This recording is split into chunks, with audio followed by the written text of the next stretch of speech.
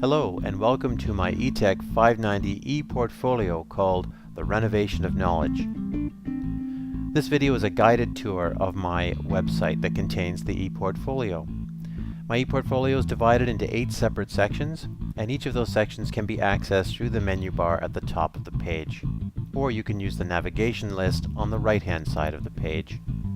In the introduction section of my ePortfolio, there are 4 links. In the purpose link, I talk about the 3 reasons for the creation of the ePortfolio, as well as discussing the intended audience of the portfolio, as well as the metaphor that I used, and finally the rubric that guided the creation of the ePortfolio.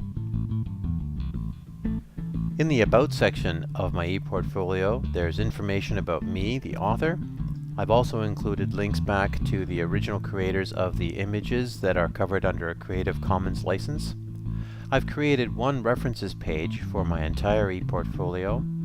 And finally, I've decided to license the content of my website using a Creative Commons license. The key to understanding how I've organized my 590 ePortfolio is on the metaphor page.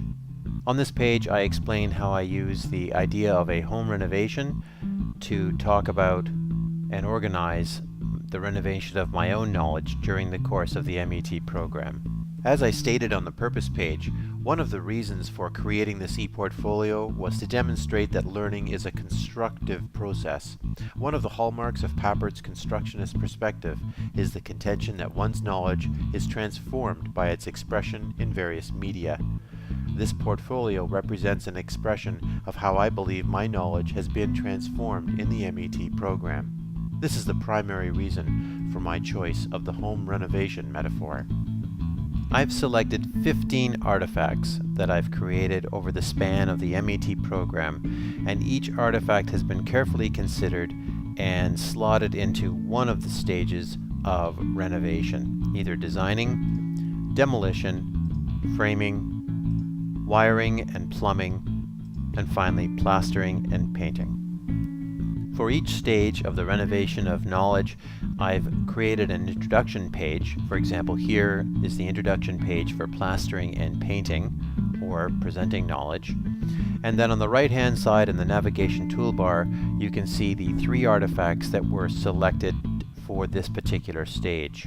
So for example, if I were to click on ETEC 531 First Media Production, it opens to the artifact page where you can see that there's a reflection here about the creation of that artifact, and then a direct link to the artifact itself here by clicking on the hard hat. Activities in MET courses are designed to be constructionist and regularly incorporate situated learning. This has provided numerous opportunities for me to integrate and reflect on new knowledge within my professional practice as an educator. Learning in the MET program greatly supports my growth as a leader in my board, and it continues to provide a comprehensive foundation which supports my explorations of new educational ideas.